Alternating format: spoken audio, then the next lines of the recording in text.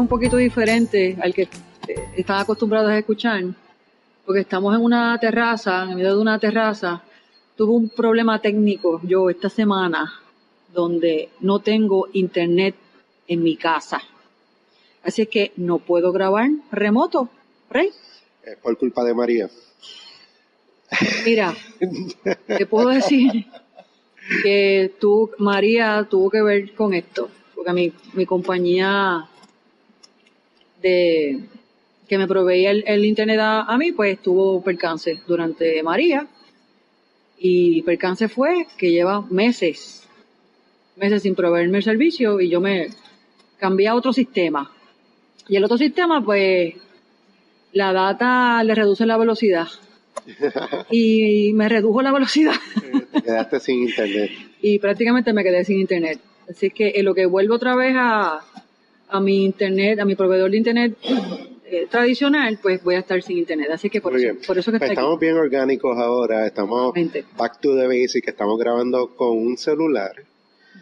En el primer sitio que encontramos. Eso es así. Así que vamos a ver si Audacity es bueno y arregla este sonido. Definitivamente. Hoy le queremos hablar de la entrevista que están por escuchar. Esa entrevista estuvo muy interesante porque es diferente, es una entrevista diferente a las otras que hemos hecho, en el sentido de que es una loquera. Sí. Elio Ramos es una persona que tiene tantas facetas, y cuando estamos hablando de las facetas que el hombre ha cultivado, estamos hablando de informática con el arte y con pintura. Y con física. Astronomía. Sí. Fue una entrevista donde hablamos de un montón de temas. Sí, son temas que normalmente tú piensas que no mezclan. Que no mezclan. Que el que está en ciencias de computadora, en teoría informática, pues no es artista. Exacto. Pero él hace arte. Entonces, él hace esta fusión entre el arte y las ciencias de computadora que de verdad que vuela la cabeza. Te vuela la cabeza.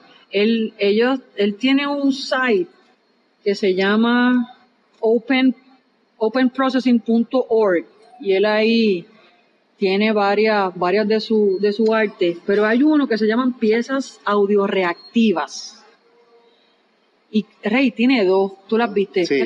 ¿Qué es lo que estaba ahí? Mira, es de lo más loco porque un poco se convierte la computadora en una herramienta para hacer el arte. Y no es que la computadora haga el arte, porque el arte lo hace él con el código que él programa.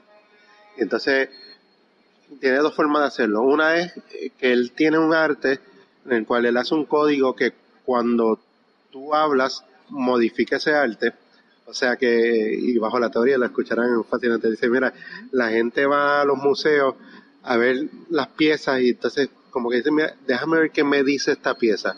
Pues él dice, no, yo voy a hacer ahora que yo le voy a hablar a la pieza. Entonces, básicamente esa pieza que él tiene, ese site, cuando tú le hablas, la pieza cambia. Y tiene una figura geométrica que cuando tú le hablas en diferentes tonos, pues diferentes colores, se hacen más grandes, más pequeños.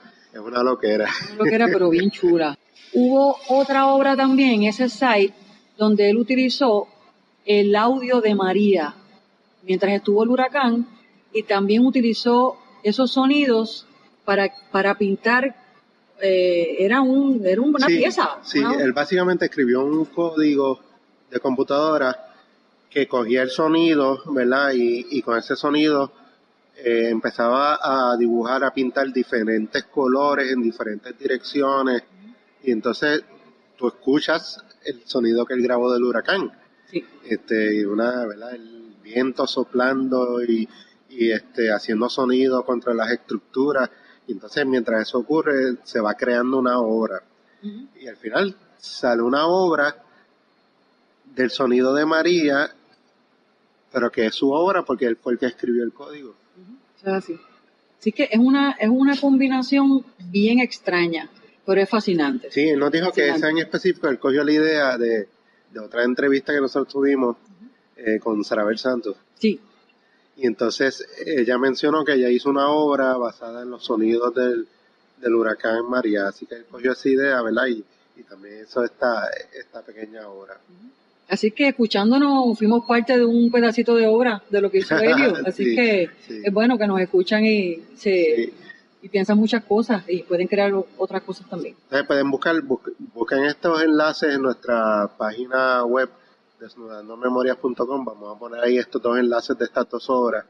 Y entonces también cómo pueden contactar a Helio, porque él tiene una página de Instagram, que ahí tiene un montón de obras que él ha hecho, ¿verdad? Y él trabaja obras digitales, que es uno de los medios que él utiliza, pero él también trabaja tinta y acuarela.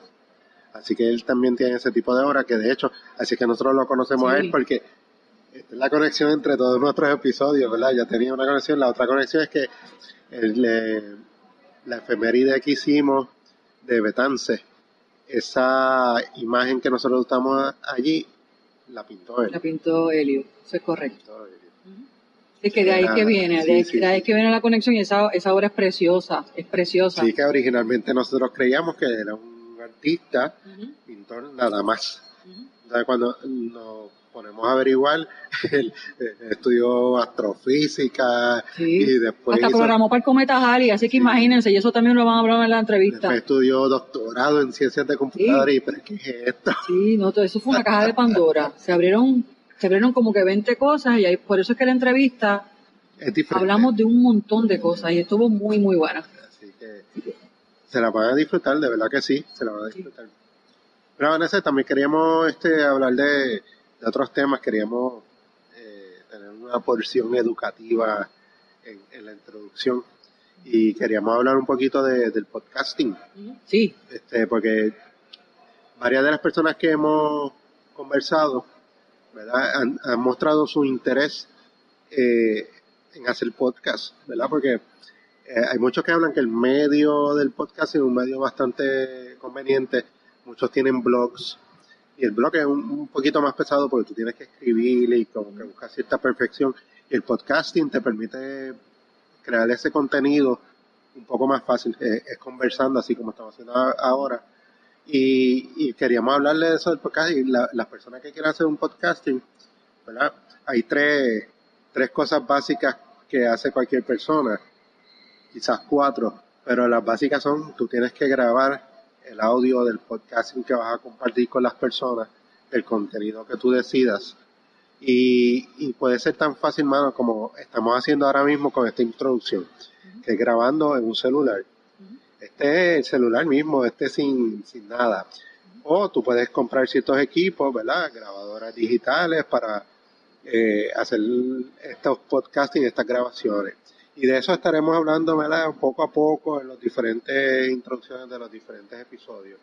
Entonces, una vez tú tienes eso, lo otro que tú tienes que hacer con ese audio es algún tipo de manipulación o editaje del mismo para, ¿verdad?, quitar sonidos en el background, en el fondo, aumentar voces que están más bajas, ¿verdad? Tú lo editas, quitas las partes que no van, ¿verdad? Pasó un carro y un ruido increíble y tú lo puedes, ¿verdad?, editar y quitarlo.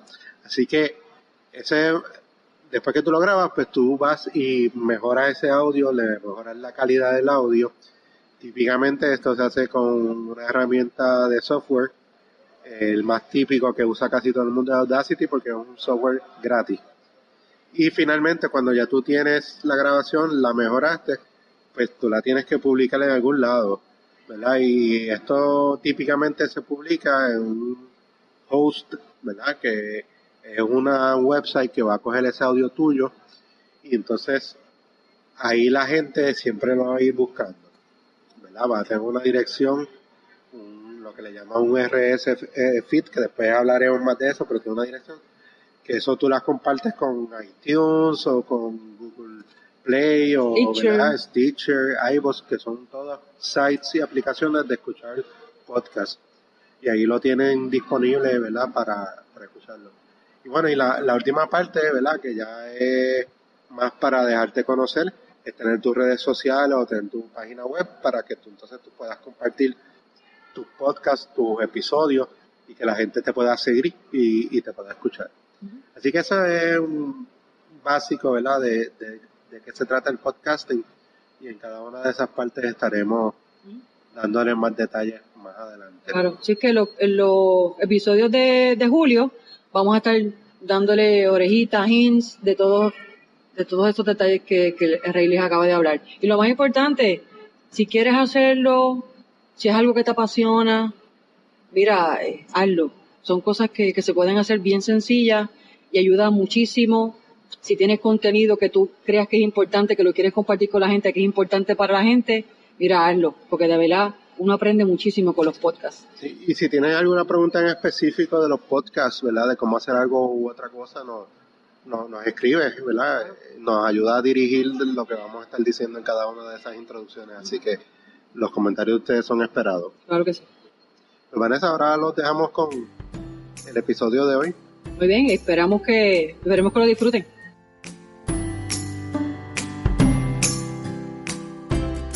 Se llama Desnudando Memorias. El tema es las pasiones de la gente. Uh-huh. ¿Qué es importante para ti? ¿Cuál es tu pasión? Uh-huh. Y entonces es bien chévere porque todo el mundo tiene algo. Claro, todo el mundo tiene alguna pasión. Claro. Uh-huh. Y hoy estamos aquí para ver cuál es la tuya. Okay. Uh-huh. Hoy nos interesa ver cuál es tu pasión, qué es lo que te hace que te brillen los ojos cuando hablas de eso. Pues bueno, en mi caso yo siento que yo tengo muchas pasiones, y de hecho cuando tú me invitaste a este podcast yo te hablé como si yo creo que la entrevista yo estaba más interesado en la parte de pintura, de arte que yo hago, sí. Arte, pero para mí eso es como otro personaje, otro tipo de pasión. A mí, por supuesto, mi trasfondo es, como ustedes saben, es en ciencia. Y eso es lo que sí es una pasión que siempre he tenido. Estudié ciencia, tu bachillerato en física aplicada. Sí, en física aplicada. Y la maestría también, ¿no? La maestría es en física aplicada y luego el doctorado es ya cambiaste en doctorado, que es ciencia de computadora, correcto. Ciencias computacionales. Es curioso porque en realidad yo estudié bachillerato, y cuando me voy a hacer el doctorado yo siempre me interesó mucho la cuestión de desarrollo de software, pero más en la dirección de aplicaciones científicas. Okay. Entonces cuando me voy pues quería entrar a un programa graduado que no fuera de física solamente, ni que fuera que tuviese esa dimensión interdisciplinaria. Hoy día, ahora en los 2000, pues eso hay bastantes universidades que proveen ese tipo te dan esa opción. Pero cuando yo me fui a estudiar en los 90 era bastante raro. Entonces me fui a estudiar a esta universidad y estuve estudiando en un instituto que era multidisciplinario, así que pues había físicos, había biólogos, había gente de astronomía. Yo estaba en astronomía en aquel momento, y entonces pues yo creo que fue una experiencia que me dio una perspectiva diferente en términos de explorar áreas, moverme de un área a la otra sin mucho problema. A diferencia a lo mejor de si hubiese ido a estudiar a un lugar donde estudiara solamente una disciplina. Sí, un departamento fuerte en y que física. No interactuara, por ejemplo, con gente de otras áreas. Entré a estudiar el doctorado y cuando me faltaba como un año para terminar, pues un día llega alguien y me dice que en el departamento de física ya yo tenía los cursos suficientes para hacer maestría en física.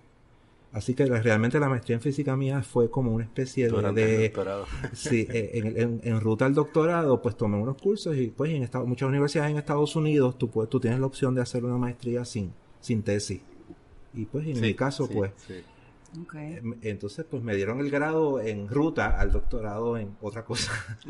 ¿Y de qué fue tu tesis doctoral? ¿De qué fue? Cuando yo me voy a estudiar a Estados Unidos en el año 92, coincide con el lanzamiento del primer observatorio de rayos gamma. No sé si nos queremos un poquito técnicos, rayos gamma es la frecuencia de la astronomía también, no te preocupes que el tipo sabe. Pues realmente es el tipo de, pues la luz, por ejemplo, la luz que nosotros recibimos ahora mismo, pues es lo que se llama radiación electromagnética. Ahí las ondas de radio, radiación electromagnética, son ondas electromagnéticas. ¿Okay? La diferencia entre la luz y el radio, pues es una cosa que se llama la longitud de onda. La longitud de onda o la frecuencia. Pues y hay observatorios ópticos, hay radiotelescopios como el de Arecibo, hay observatorios infrarrojos, que es otro. El Hubble que tiene un poquito, sí. Entonces, pues en el 92 coincide con el lanzamiento del primer observatorio de rayos gamma.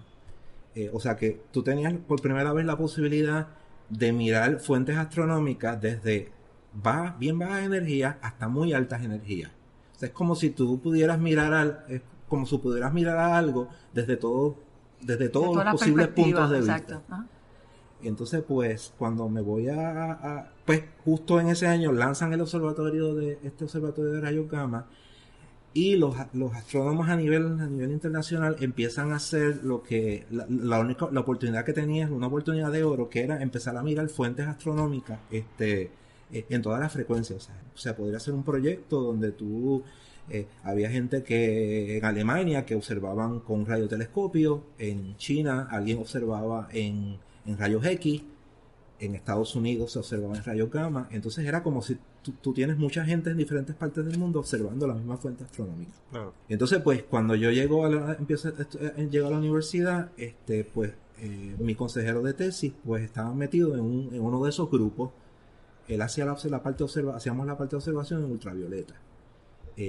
Y ahí fue que, pues, prácticamente mi tesis fue estudiar yo hacía lo que se llama astrofísica extragaláctica, que es observar lo que se llaman los núcleos de las galaxias, cierto tipo de galaxias que tienen unos núcleos, el centro son bien luminosos. Entonces, pues, son tan luminosos que prácticamente tú puedes verlos en todos los rangos de energía. Pues observábamos eso que se llaman los núcleos galácticos activos, y yo lo que hice mi tesis fue un estudio comparativo, utilizando esos datos que venían de diferentes lugares en el mundo. Sí, algo parecido como la fusión que hubo ahora de detectadas las ondas gravitacionales, que también lo cogieron en todas las demás frecuencias. Claro. Sí, porque tú siempre, en astronomía, una de las cosas más interesantes en astrofísica es que tú mires algo, y si yo que yo lo veo en óptico, yo veo que esa luz, veo esa luminosidad, pero si yo puedo ver en otra frecuencia, puedo ver esa misma información, pues es como que tienes datos adicionales a la hora, por ejemplo, de explicar lo que está ocurriendo. Pues como que tienes la perspectiva completa. O sea, a veces uno se pone a pensar, o sea, yo por ejemplo tú miras desde el punto de vista la luz visible, pero realmente hay más información ahí, aparte de la luz visible. Entonces, si tú pudieras recoger esa información, pues vas a poderlo ver en toda su perspectiva. Sí. Muy interesante. Entonces, la persona que ustedes están escuchando hablando de estos temas es la misma persona que nos dejó utilizar un arte de Ramón Emeterio Betances. Sí. Para el efeméride que hicimos hace un par de meses atrás. ¿Cómo conectan esas dos cosas? Yo creo que yo siempre tenía algún tipo de interés me gustaba siempre el arte, me gustaba dibujar cuando estaba en escuela elemental. Siempre lo tenía, esa afición la tuve por ahí guardada en algún lugar. A veces salía momentáneamente, empezaba a dibujar y me quitaba y seguía más adelante, dibujaba. Yo trabajaba mucho, me gustaba mucho hacer caricaturas, pues, porque era parte de eso que le llaman hoy día el movimiento estudiantil. Yo fui activista. Yo era de los que hoy día llaman los pelús, ¿verdad? Sí, los pelús. Entonces, pues, yo me inicié, me gustaba mucho hacer caricaturas, y hacíamos caricaturas del rector, el presidente de la universidad, pues, y esa fue mi... ¿Y esas caricaturas sobreviven? De hecho hay muchas de ellas yo no sé si sobreviven. Tengo yo hacía una de quien fue presidente en los 90, que era Saldaña. Ajá. Manuel Saldaña. Pues yo tenía una que él era como... tengo que rescatarle algún momento, era como un castillo, la administración central de un castillo, y él tenía como una corona, como un rey. Y esa fue mi pero claro, hacía eso más bien como pues por necesidad. Hacía falta alguien que dibujara algo, y yo lo hacía. Entonces pues pero siempre fue, no estudié arte, estudiar pues... O sea, tú no tienes ningún grado conducente, ni No, clase, no. ni nada de arte, ¿eso eres? Tomé un curso hace unos cuantos años atrás en la Liga de Artes de San Juan. Sí. Tuve pero muy fugazmente, pues por circunstancias personales realmente no pude continuar. Pero realmente yo tenía como que yo tenía como que tenía mis propias ideas de qué tipo de cosas quería hacer. Yo, por supuesto, fui a la liga. Yo creo que la importancia de la educación formal es que te enseñan técnicas, Claro. muchas veces como técnicas que probablemente si tú estudiaras por ti mismo, que es mi caso, pues a lo mejor no las estudiarías, pues porque no le vas a, a lo mejor no le vas a poner tanto interés. Pero cuando lo haces, cuando te obligan, vamos a decirlo así, pues puede ser que te topes con alguna técnica que realmente era interesante, pero si alguien no te hubiese dicho estudia eso o practica esto, pues lo hubiese hecho. ¿Y cómo surge esa pintura de Betance? Pues ¿Eso, mira, eso es por fotografía, tú la pintaste por internet, por software? computadora, ¿Cómo surge esa foto? No, Está preciosa. Bueno, eso... ¿Cómo tú hiciste eso? Pues es curioso porque yo el retrato casi no trabajo retratos. Eso es probablemente, yo creo que si tú miras los trabajos que yo he hecho, casi todos son en la línea abstracta. Sí. Esa es realmente surge de un amigo que es coleccionista de obras de Betance y me parece que yo tenía que hacer, le iba a hacer un regalo, fue como un regalo. Yo un día voy a la casa y veo las obras de él y dije, mira, podría intentar hacer un retrato de Betance. Entonces empecé hice como es una mezcla de acuarela y tinta china. Pero sí es arte tradicional. O sea que tú lo pintaste. Sí, yo lo pinté. Esto no es computadora, está preciosa, no, de verdad. Y en Instagram, ¿cuál es tu Instagram de nuevo? Garabatos PR. Sí. Y ahí el que entra a Garabatos PR en Instagram va a ver un montón de obras, ¿verdad? Que son garabatos. Pues mira, ¿Por qué se llama garabatos? ¿Por qué garabatos? Pero realmente surge porque una de las cosas que a mí como que me motivó a empezar a dibujar de nuevo fue que me cayó en las manos un libro de un autor que se llama Bert Dobson, que es un autor, tiene varios libros de dibujo, de introducción al dibujo. Y este libro se llama Drawing from Imagination. Okay. Entonces es como un acercamiento experimental al dibujo.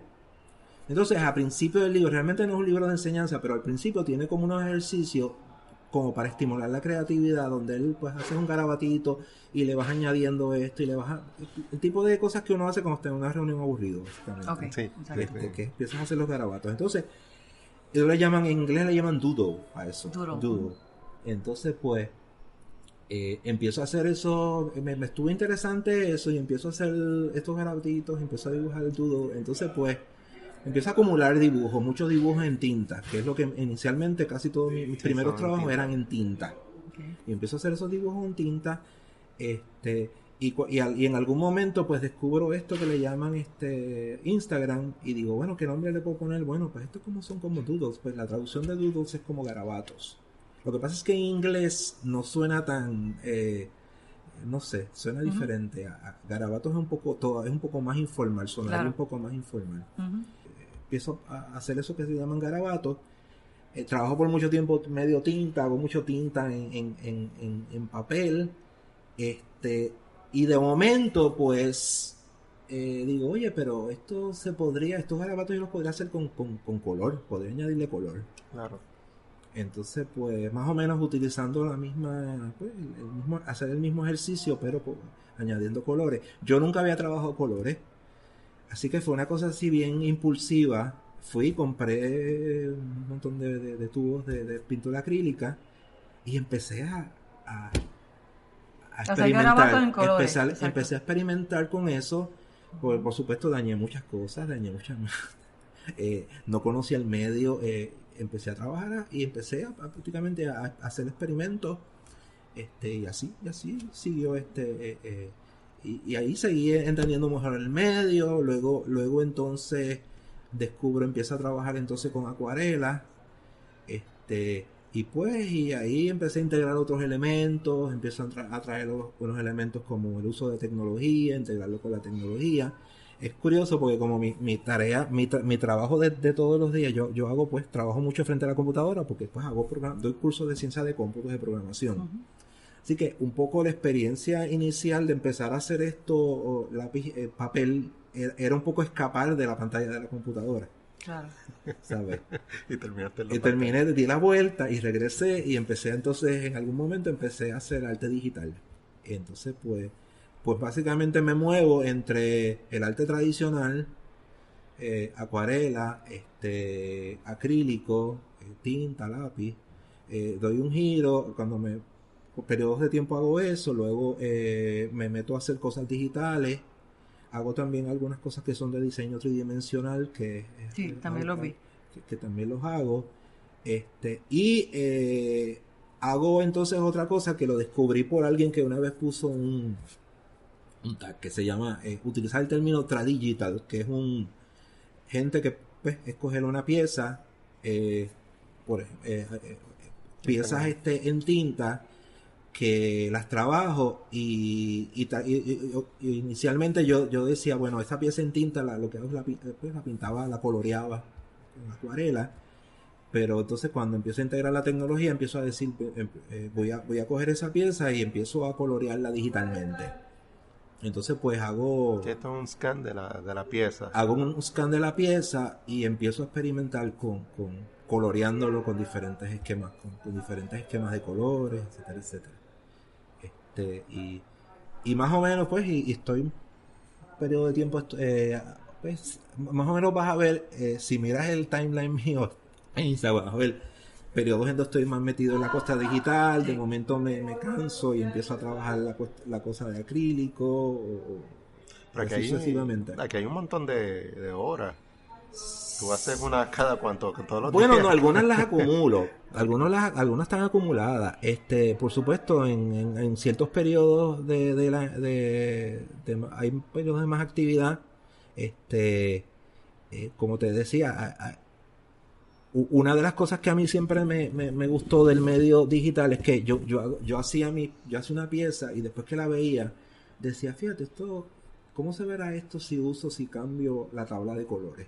Y eso pues el medio digital te lo permite. Así que muchas de esas obras, estoy revelando aquí el secreto, realmente es la misma obra. Con diferentes colores. Con diferentes colores, con diferentes distorsiones.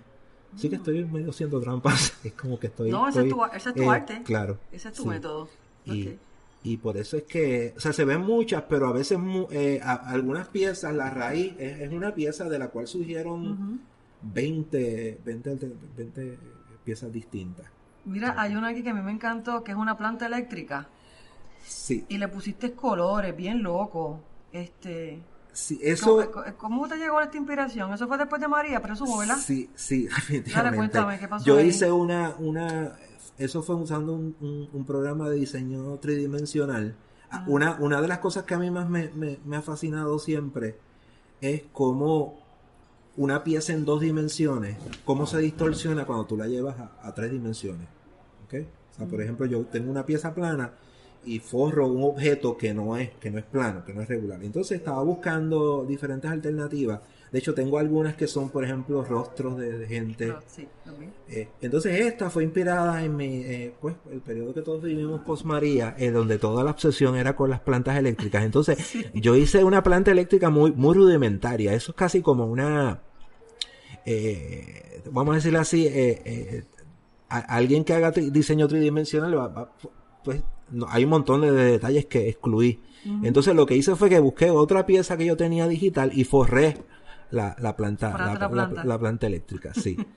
Esa es otra parte que yo hago, integrar la cosa, lo que se llama la programación creativa, que es tratar de desarrollar software que generen cierto tipo de arte, arte. Eso se llama arte generativo y no es nuevo, lleva mucha gente que ha hecho arte generativo. Arte generativo, para darte la definición, es arte en donde la pieza se genera utilizando un método, lo que se conoce como un método autónomo. O sea que Y ese método autónomo, bueno, la pieza en su totalidad puede ser generada por un software o, o asistido, o asistida por la computadora. ¿Okay? Entonces eso es lo que se llama arte generativo. Mucha gente piensa normalmente, claro, que quien te está sirviendo de recurso para desarrollar la pieza del arte es la computadora, pero realmente se puede hacer arte generativo. Pues por ejemplo, yo estoy coloreando una pieza y lanzo un dado y digo, bueno, si me sale 6 la pinto de rojo, si me sale azul la pinto si me sale otro número la pinto de otro color. ¿Okay? Okay. Y entonces pues eso es un tipo de arte generativo, es usar la computadora, la tecnología para asistirte. Y algo que yo hago a menudo, que es que uso que la máquina me genere a lo mejor una tabla de colores, y luego entonces yo me veo forzado a ver cómo yo resuelvo con esos colores que te con tiró eso la que me máquina. salió ahí, cómo yo resuelvo. Una de las cosas que a mí me ha gustado también es, pues por supuesto, en este asunto de integrar la tecnología, es hacer lo que se llaman piezas audio reactivas. Suena bien extraño. Son piezas en donde resuben información del micrófono, entra sonido a través del micrófono, entonces uso esa información de audio para modificar lo que hay en la pieza de arte. O sea que tú le pones una música y pues por ejemplo puedes asociar el ritmo o el volumen de la música con ciertas características geométricas en la pieza. Por ejemplo, pueden ser círculos que si el volumen sube, los círculos aumentan de tamaño. ¿Okay? Y si baja la música, pues eso se llama piezas audio reactivas. El concepto viene... yo tengo algunas hay unas piezas ahí en garabatos que luego a lo mejor pueden mirar, pero era un poco la idea original mía era que cuando tú vas a un museo mucha gente habla y muchos artistas se refieren a que tú estás que la pieza te tiene que hablar. Eso es algún concepto que uno escucha mucho. Dice, la pieza no me habla, ¿no? Entonces pues yo dije, pues vamos a invertir el proceso, ¿por qué mejor yo no le hablo a la pieza? Entonces pues de ahí surge la idea de hacer esto que se llama piezas audio reactivas. Entonces tengo una, de hecho curiosamente está inspirada, y esto no se los había dicho, en una entrevista previa que ustedes habían hecho, me surgió, creo que fue con Sarabel Santos. Ella habló, esa entrevista me gustó mucho, y entonces ella hizo una referencia al sonido, a incluir el sonido. Sí, después de María. Entonces ya yo había hecho estas piezas audio reactivas y yo decía, wow, pero ¿por qué no incluyo el sonido, sonido terrorífico que nosotros escuchábamos cuando estaba pasando el huracán? Entonces hice una pieza por ahí que es audio reactiva, que es reacción al que la pieza, y la podemos encontrar en ese site que tú estás hablando. En ese site está ahí, de hecho. Está interesantísimo. Esa no la site, sabíamos. Esa no la sabíamos. En el episodio. Los tiempos han cambiado y un poco se ha democratizado este acceso a la tecnología. Ese código, el programa que yo usé, está ahí disponible. Tú lo puedes modificar. Digo, sí, claro, si sabes los elementos del lenguaje de programación que yo uso. Te estoy dando la pieza y te estoy diciendo, mira, esto salió de aquí. Y si tú quieres hacer tu propia pieza, tú lo puedes hacer. Que tú puedes interactuar. Y yo creo que es algo que el hecho que tú tengas una pieza donde tú puedes interactuar con ella, o sea, tú puedes modificar el código o motivarte a aprender cómo se hizo eso. Sí. Porque nosotros normalmente pues vemos un software maravilloso que hace cosas y uno dice, pues sí, pero está en una caja, no sé qué fue lo que... Y la mejor forma de aprender es tener la necesidad. Claro. Si tú necesitas hacer algo, pues buscas aprender cómo hacerlo, ¿verdad? Claro. Y si uno puede inspirar eso, mira, esto yo lo hice con programación, yo lo quiero hacer, pues la persona lo más seguro aprenda más fácil, mejor. Y eso yo creo que esto que le llaman, esto es lo que le llaman programación creativa, en inglés le dicen creative coding. Eso también es una tendencia de muchos artistas que están integrando elementos de la tecnología, de programar. Inclusive una de las cosas que a mí me ha gustado mucho de esta integración de la tecnología es, por ejemplo, yo hago una pieza y dije, esta tabla de colores que usé aquí me gustó mucho. ¿Por qué yo no reciclo esa tabla de colores y la uso para colorear otra pieza? Sí, Entonces, sí. pues ahí puedes establecer esa conexión Okay. y es, pues realmente las posibilidades son Son inmensas. son inmensas, sí. Te pregunto, ¿cómo tú te mantienes al día con la tecnología? ¿Cuáles son tus fuentes de información? Porque tú llevas dando clase hace 20 años, ¿verdad que Sí. sí? Y me imagino que tienes que estar al día con tecnología, con código, con programación. ¿Cómo tú te mantienes en esta cuestión contemporánea y lo que está in Pues YouTube. en YouTube? Sí, hay Ok.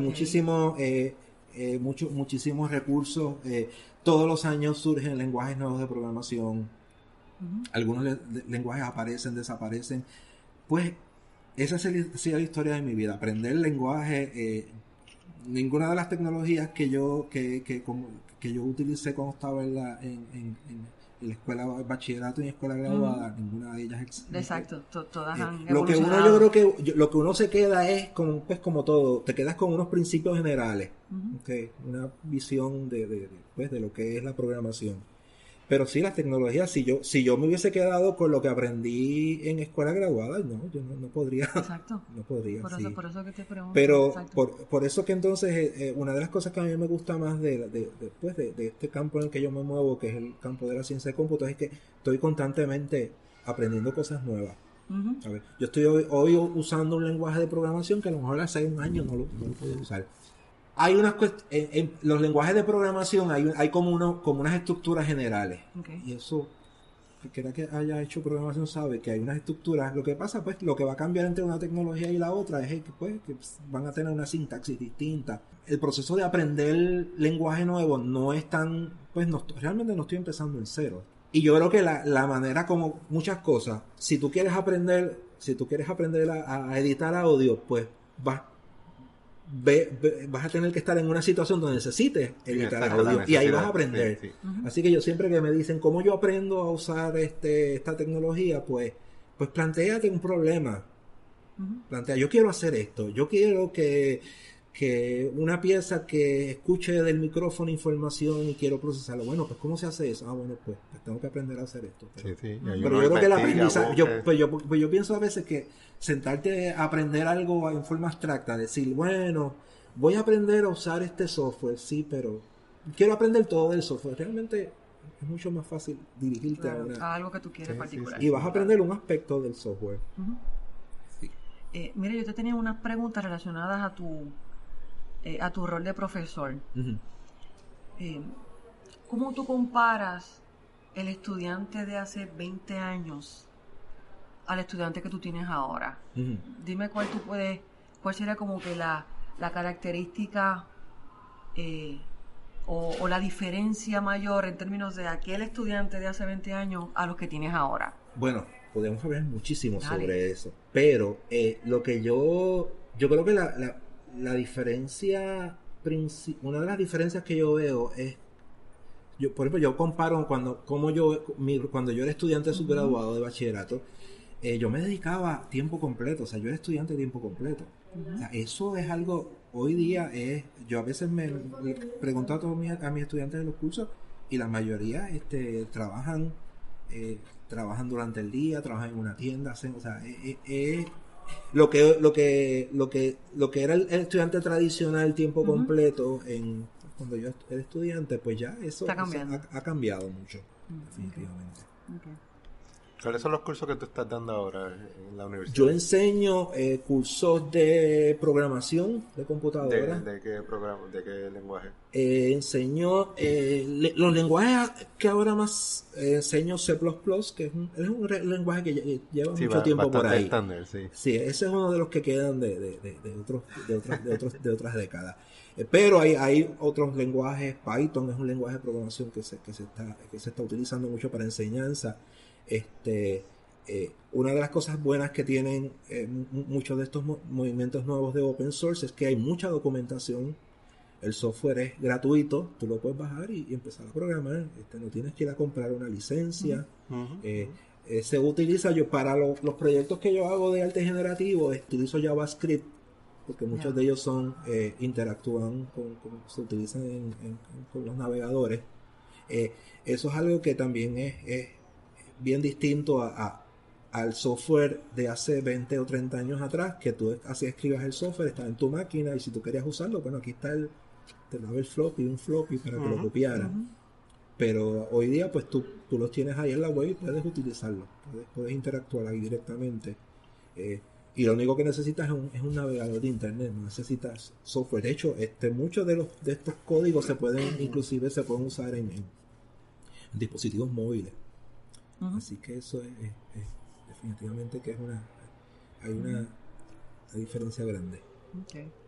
Déjame preguntarte en esa línea, ¿cuál fue tu primera computadora? Mi primera computadora puede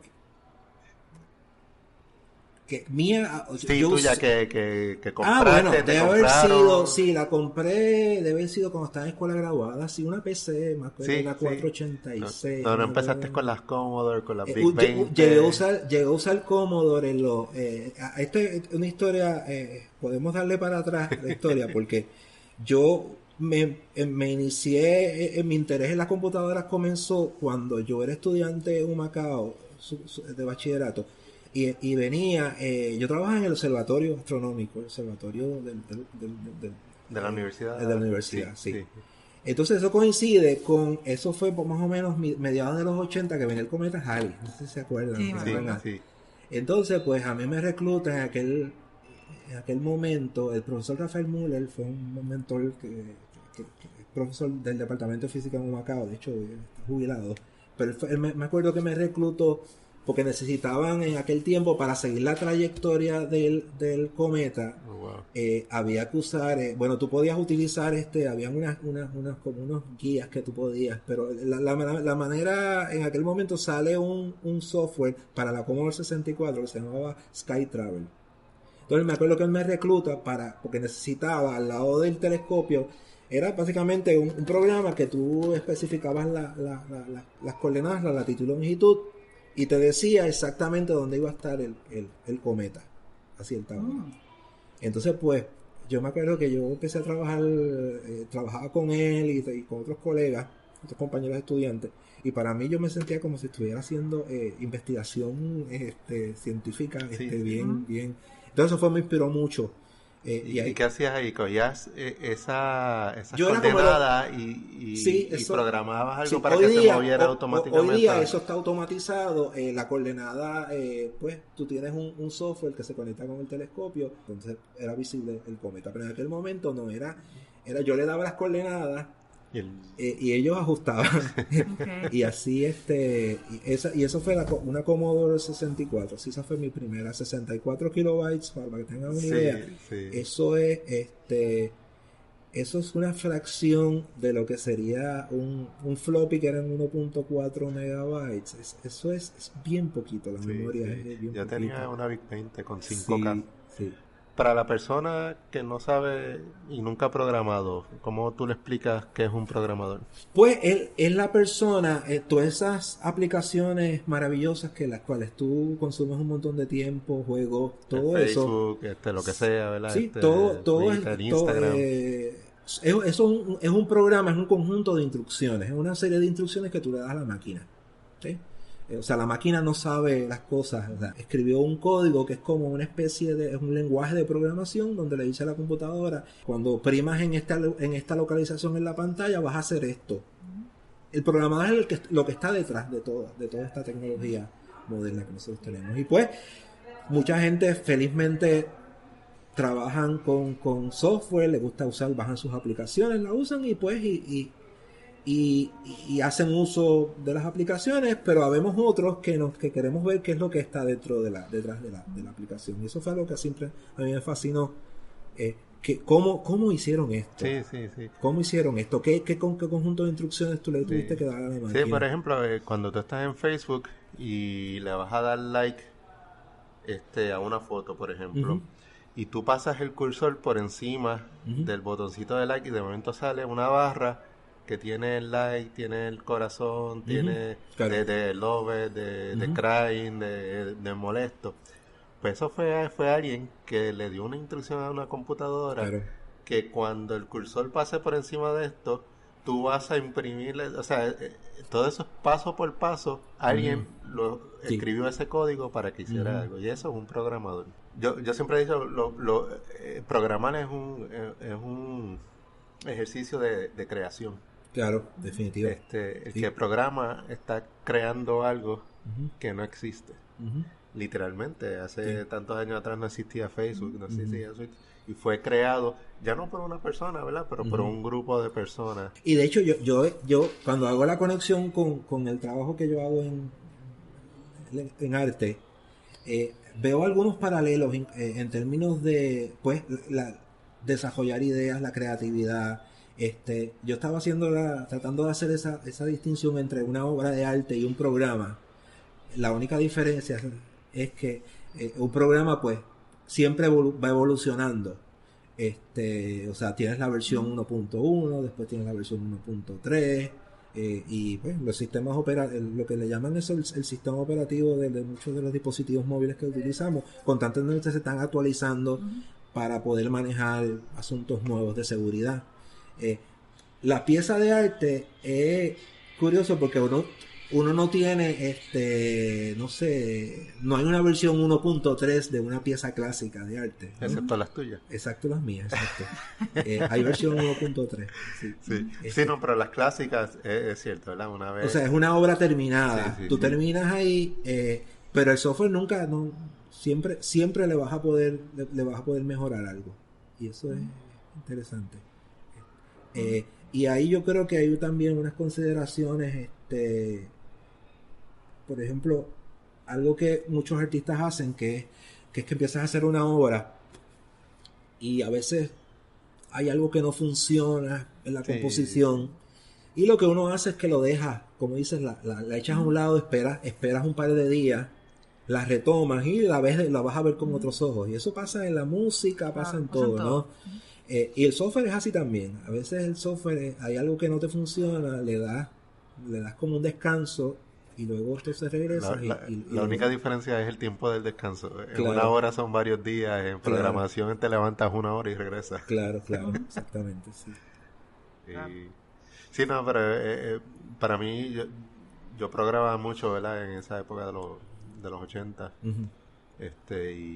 Y era mucha satisfacción por eso, porque uno como que se planteaba un problema, cómo lo hago, empezaba a investigar, se aprendía los pasos, hacía el programa, entonces creaba algo y eso como que daba una satisfacción de uno haber logrado. Hay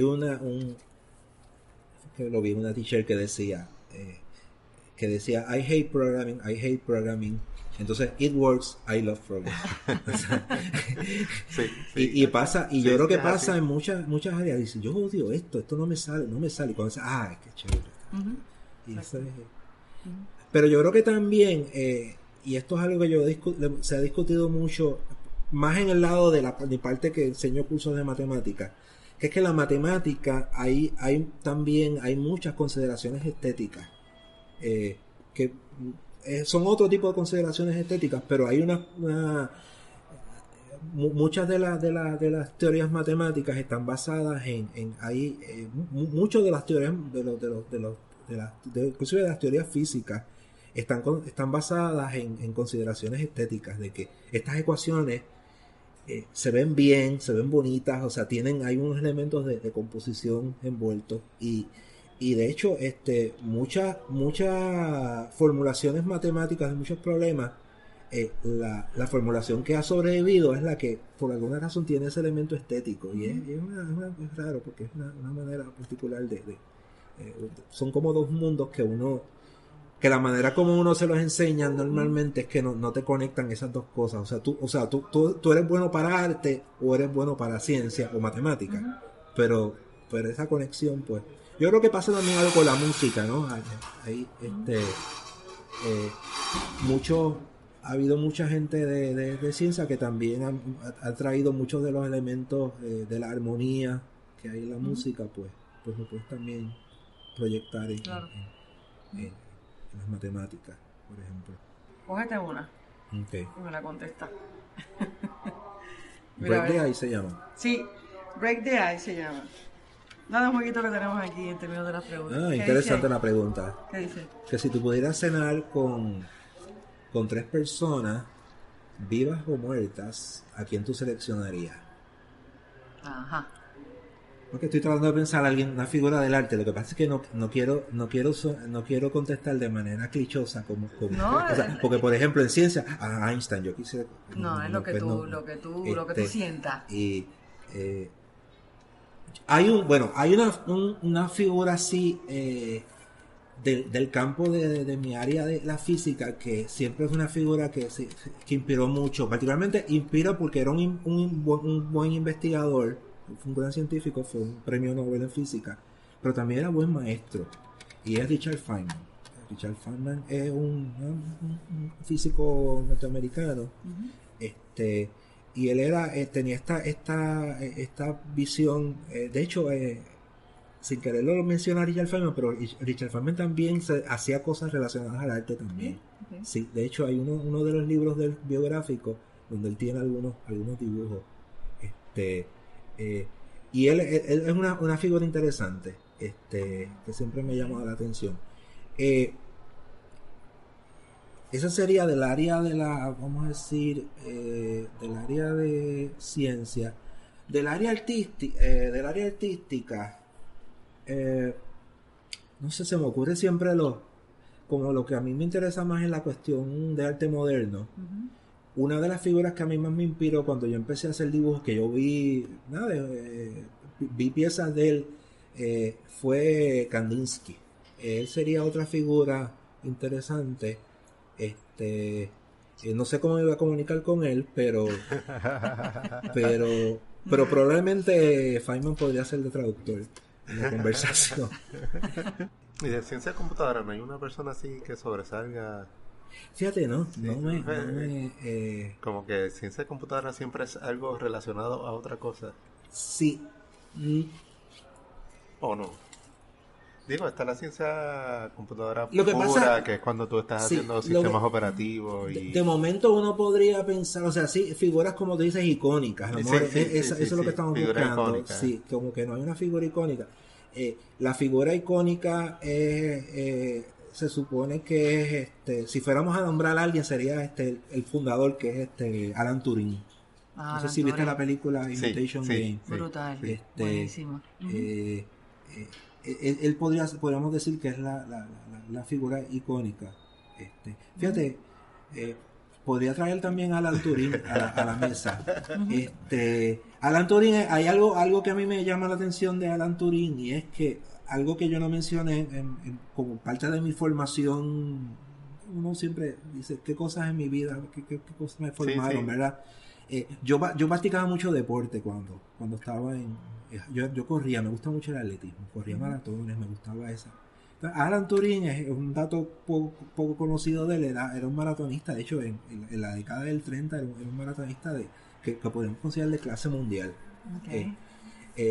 Así que de momento hago esa conexión de que era un individuo que, pues, la mayoría de las biografías de él se dedican más a su trabajo decodificando mensajes durante la Guerra Mundial, pero sí tenía esa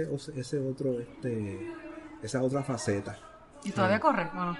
No, camino. ¿Estás caminando? Sí, camino, sí. ¿Y a quién vas en el Mundial? ¿A quién va? ¿Te gusta el soccer o no? Bueno, se supone que en esta semana les gusta el soccer. No, realmente no tengo favoritos. No. Claro, uno siempre tiene estos favoritos sentimentales latinoamericanos, ¿verdad? Uh-huh. En algún momento lo pensamos, no sé. Hoy se eliminó Panamá. Se eliminó Panamá, sí. En algún momento, pues, a lo mejor hubiese querido que, pues, Argentina ya, yo creo que ya están a punto ya de pues queda México, ¿verdad? Queda México. Sí, México ha ganado los 2 juegos. Colombia, que juega ahorita. Exacto. Pero yo a lo mejor tendría una más como una preferencia más nostálgica, a lo mejor no siempre, o sea, uno siempre tiene equipos que tú sabes que no van a ganar, pero desde el punto de vista nostálgico, claro. Me gustaría que México por ejemplo ganara el mundial, no sé, puede ser. Pero sí, esos son mis referencias. Dalio, te agradecemos un montón que nos hayas dedicado un ratito tiempo, aquí para ¿verdad? hablar de tus pasiones, sí. Y hablarnos de esto de computadora, física, arte.